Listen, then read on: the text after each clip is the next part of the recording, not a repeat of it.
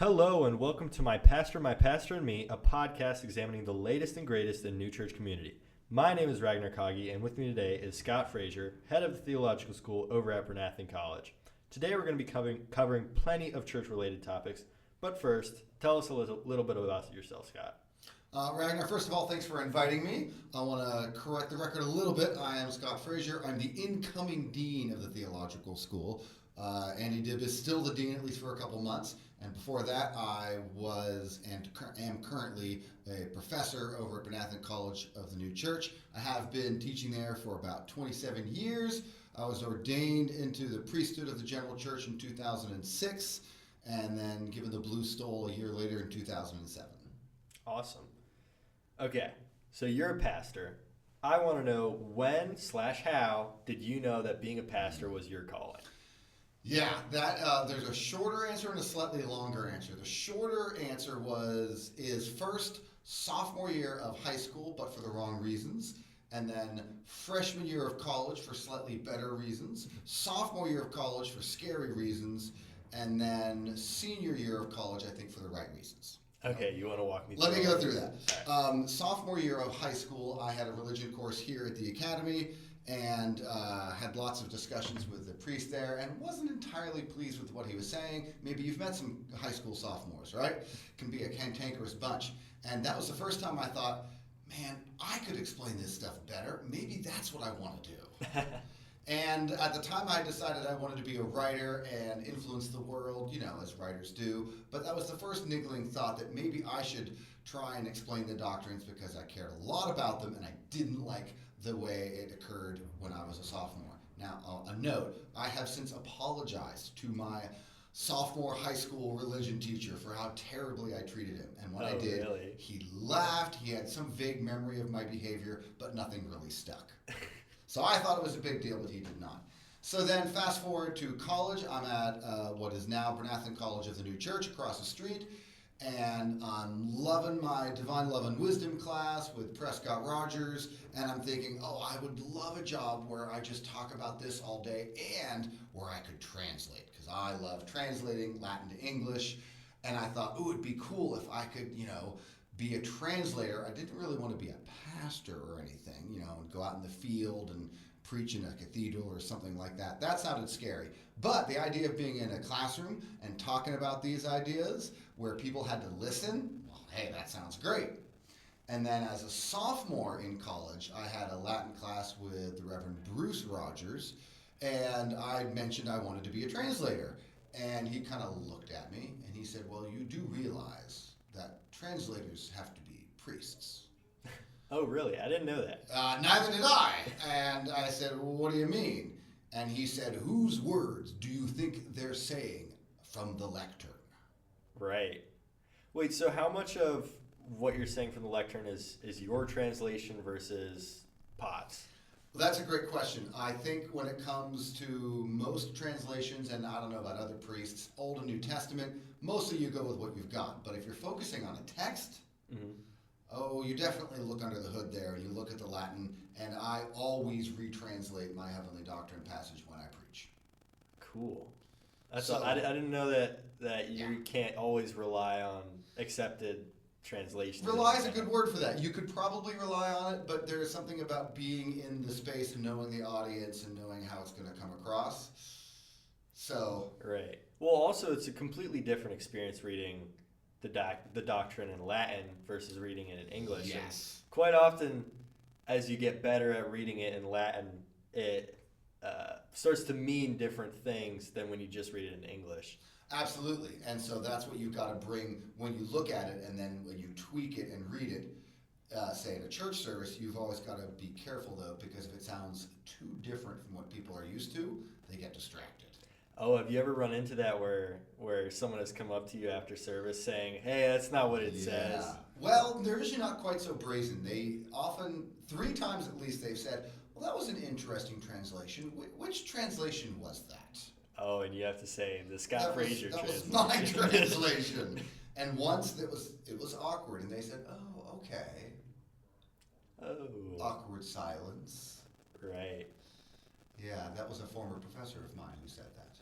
So do you often run into criticisms of your sermons after giving them? Or is it like, everyone wants to be polite, but it's underhanded That's a jabs? great question. It's hard to get effective feedback, Okay. and that usually means negative feedback. Because if people say, "Oh, I liked your sermon; it was great," that's nice, but it doesn't Gee, thanks. doesn't tell me anything to change for next time. Sure. So I developed some ways to figure it out. I like a little scoring system.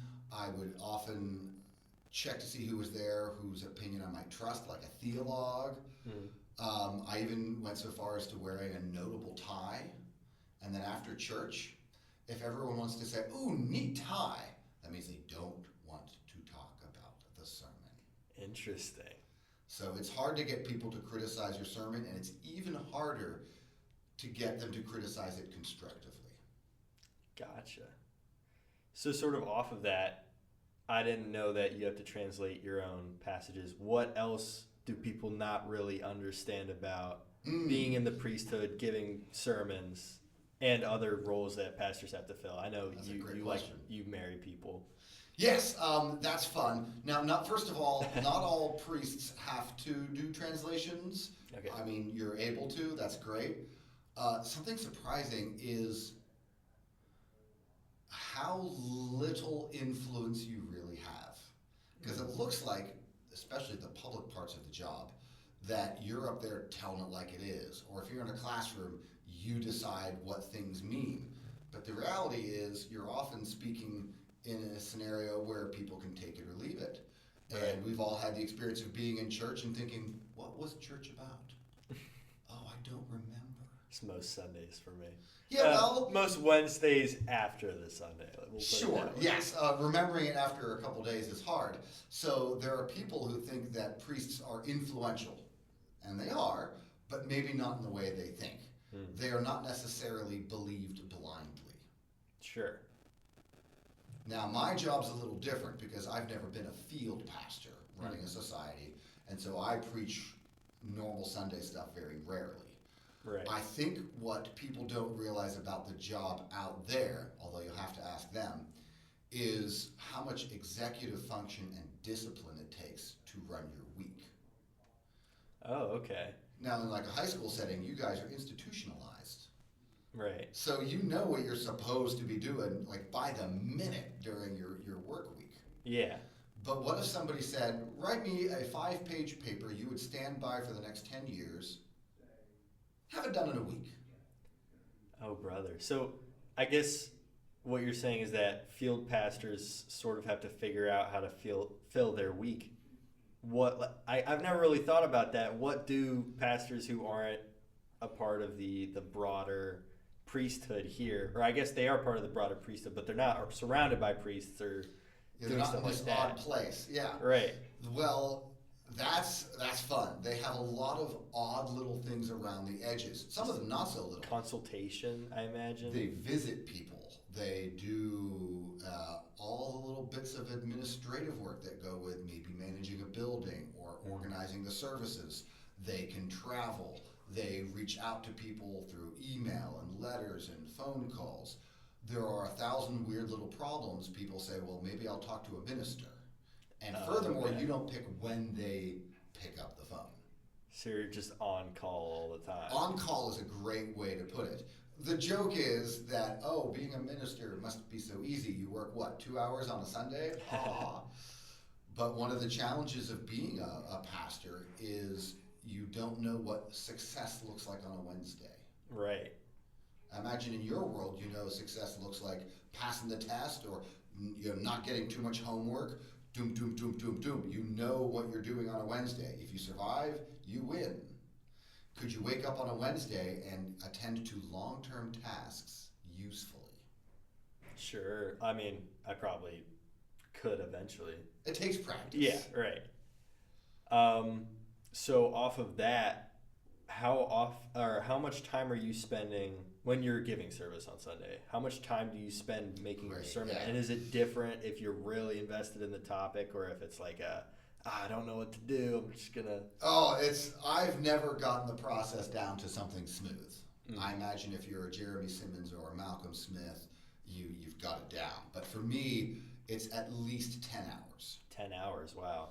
And for me, the process is often I get a fun idea that I think is too fun, and I develop it and I research it and I start writing a rough draft of it, and then I realize that I am making the text say something it doesn't.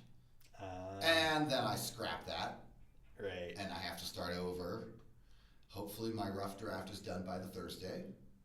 Okay. And then I let it sit for a day, and then I come back to it Friday, tighten it up, and then I start pacing around the house, mumbling it as, the patient family members leave me be. And then I usually go to the cathedral or wherever on a Saturday and stand up there and read it through a couple times. And then there's this point where I realize I don't have time to change it anymore, and that's when it's done. Yeah, I mean, it sounds like what I was doing when I practiced for the oratorical speech. Yes, I've seen someone else do that. It was a very similar process. So you spend about 10 hours. Do you try and dedicate days to it, or is it like rough draft, leave it for a bit, rough draft, leave it for a bit, work on it? It has to be that latter way unless something goes wrong. Okay. Because I believe strongly in the different states. You look at something one day, it's different. So if I did those 10 hours, say 2 p.m. to 2 a.m. Saturday, it wouldn't work. Right. You've got to build stuff on Tuesday, let it be. See it and write it maybe Thursday, let it be. Think it's terrible, but you've got to change it. All of those kinds of things. Right. And you, from what I know of you, you have a lot of doctrine on demand and floating around inside your head. How much of your sermon writing is you researching the text, and how much of it is, I already know what passages talk about this, I don't really need to go find it, I just need to make sure I'm not misrepresenting it? That's a fun demarcation. I think it's shifted a little bit over the years. I do a little bit maybe less research, but it starts almost always with a story or a law or something from the Old or New Testament that I think is cool. And then I go research it, and maybe I find out it's cool in the way I thought, or maybe I don't. Right. But it has always been new research. Okay. So, yeah. So when you find something that isn't cool in the way you thought, is that referencing sort of sensitive topics that you should stay away from? No, it's a little counterintuitive. This might also be a surprising thing. When you find a story and you think you know what it means, and it's going to be this snappy, no one's ever thought of that before. The perfect piece to the perfect puzzle. Yes, and then you realize the reason no one's thought of it before is because it's not true. I've definitely run into that in debates where it's like, oh, this is what it says. Go and I look it up and it's like, that was completely out of context. It doesn't mean that. Yes, so I have in my files a failed sermon from, I think it was April of 2020, maybe March, where I thought the story of Saul meeting the witch of Endor was really going to tell us a lot about the way we encounter culture versus the word. Okay. And I was pretty sure I knew where it was going. Yeah. And the more I researched, it just refused to come together, and it ran counter to what I thought, and I could feel myself trying to force it to mean something it did not. And that sermon was never finished. Still don't know what it means. Yeah, and you run into that specifically writing papers where you develop your thesis and then you try and find sources to back it up. Do you develop your sermon's point before you go looking in the text, or is it like, I want to preach about how you should love your neighbor, I'm going to go find passages about love your neighbor? Obviously that's in integrity, you're never supposed to decide what the text means before you listen carefully to it. That's an ideal, and I try and stick to that. So instead, it'll be something like the story of Deborah, Barak, and Jael, or Yael. What is that? Sure. And then you can just listen, and hopefully something starts to come to you. Oh, interesting. And there are principles of exposition that we're trained as priests to go looking into. What's the first thing said, last thing? What's the emotion? Are there orders in it? Look for threes. Are the place names significant? All this kind of stuff. Okay. And then hopefully something just kind of comes out of that. You're listening appropriately, but each sermon is a guess. Interesting. So it starts out as a guess, and you finish fairly confident that you know what it means. Do you ever run into a sermon? If you ran into a sermon where you didn't absolutely know what message you were spreading, is that something you would just not give that Sunday and you would have to fold? Well, that's a great question. Part of the luxury I have is that I get weeks of lead up for a sermon. Right. Because I got a day job. Yeah. I don't know how the Derek Elphicks or like the David Roths do it, where they got to crank it out 3 times a month, 4 times a month. Right. I will tell you that there is a sermon I preached that, in retrospect, I think I would do differently now. I mean, like a specific sermon. I know what I would say differently now. And it was like broad strokes meaning, or it was, I got this little part wrong, but the No, stuff. I broad strokes. Oh, wow.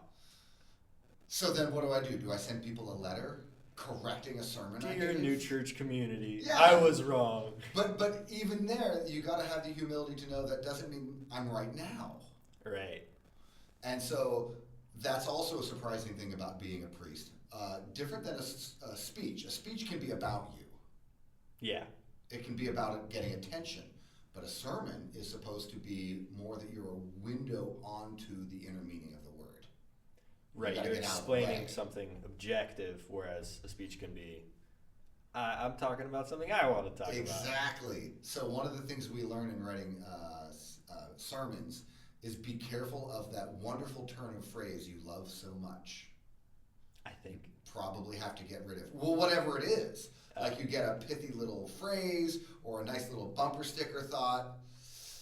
Look out, that may man. be you. So is there some kind of satisfaction when you go back to the doctrines and you understand what it was saying better than you did before?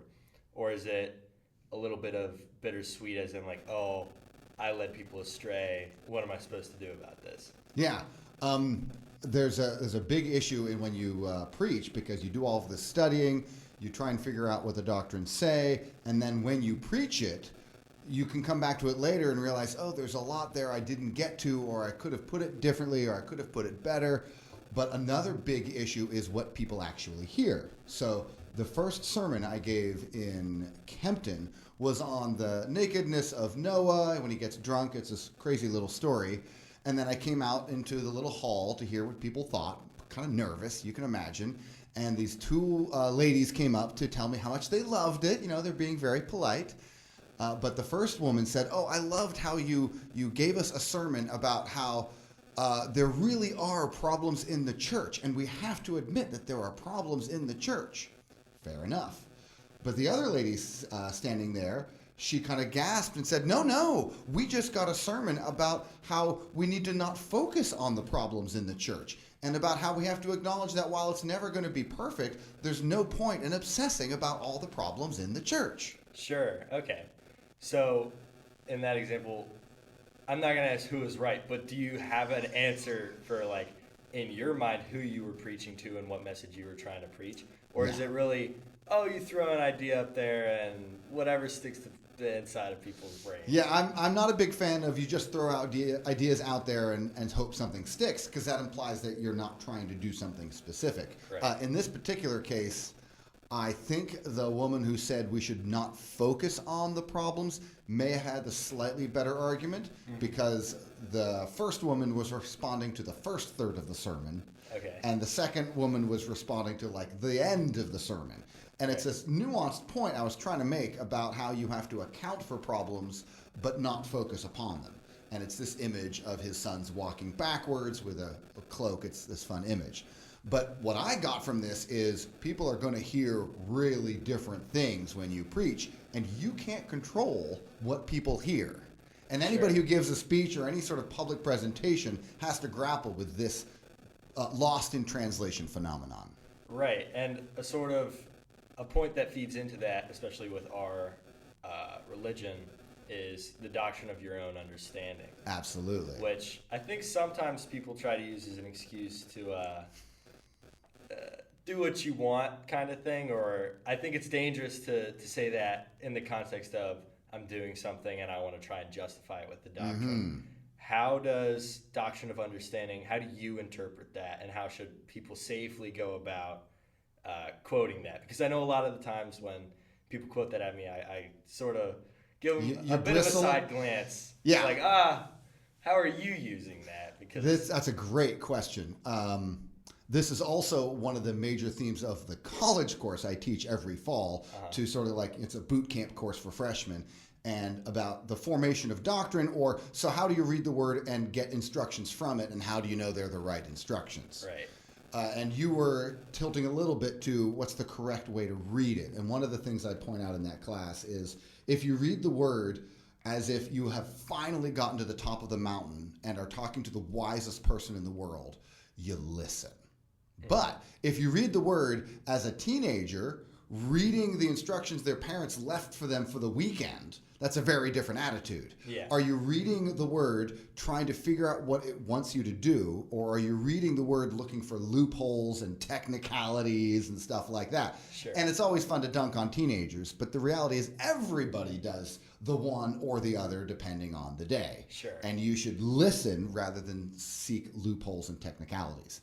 Now, to your bigger, broader question, there's this interesting tension between the literal sense of the word, which can be pretty crazy, and then what we think it says. And that's really what doctrine is.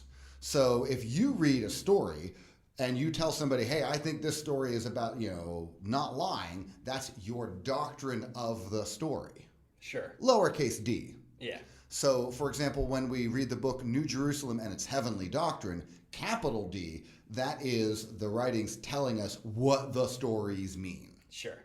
So we've got this really interesting system where you go to the literal sense and you're supposed to get your doctrine from it. But you can't get doctrine from the literal sense until somebody has already told you what it means. Yeah. But once someone's told you what it means, then when you go to the literal sense, you can say, oh, I can see that, but I'm seeing it a little differently. So Right. we get this almost like a two-stroke engine where now you know what it means, you can see more in it. And when you can see more in it, now you know what it really means. Gotcha. And now you can see more in it. And so it's constantly tuning and tightening up, which is why when we argue about this, we have to argue from the words on the page rather than just some vibe. Right, and that gets deeper. Which words on the page are you using? Absolutely. Which translation are you going to use? Oh, yeah. That's why everyone should learn Latin. Well, do we want everybody being that dangerous? That's a good point. Maybe not. Not as dangerous as me.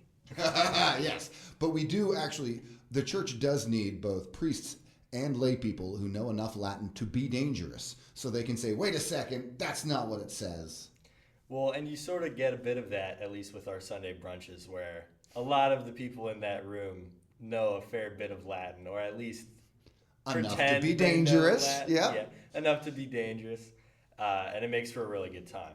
But I want to quickly switch avenues right now. We are in a very unique religion and position to where we're pretty much integrated into the Philadelphia area. Mm-hmm. And there's a lot of interaction with people outside of the Philadelphia area because of how integrated we are. And oftentimes when I'm playing sports or when I'm interacting with other schools and people ask about what Academy of the New Church, what is that? What does that mean? Oh, yeah. What is the new church?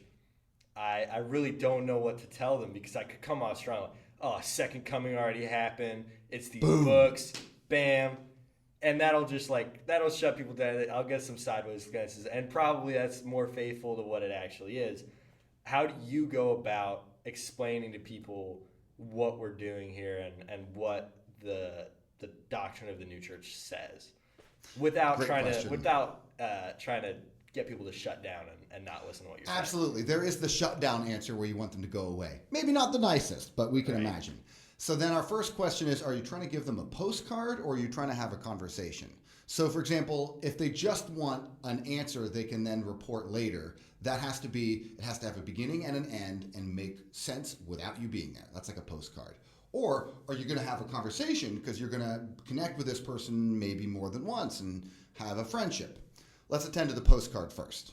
And I hear you on the going strong, but mostly when people want to know what's your religion about, they want to know why do you care about it or what do you love about it? Sure. So there's not going to be a right answer. And some people are going to say, we in the new church think that everybody can go to heaven and it's not about your denomination.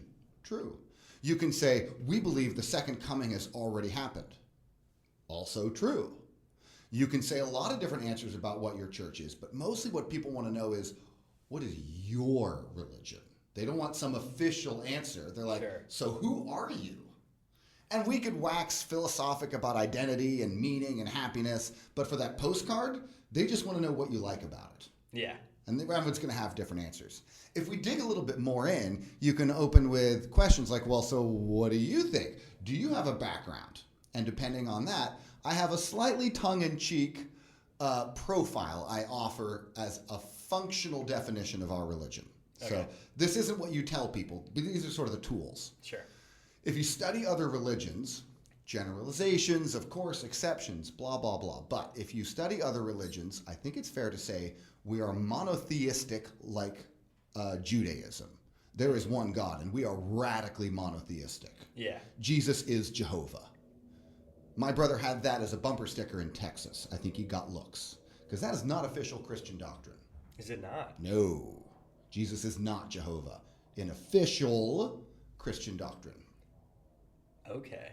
So you can say, well, we think Jesus is Jehovah. Is that a boom? Who knows? We're monotheistic like Judaism. We say sorry like a Catholic. We think you have to say sorry and stop doing the bad thing. Yeah. Which is official Catholic doctrine about repentance and penitence and all of this stuff. We're right there with them on that. So if they have a background in that, okay, I get that.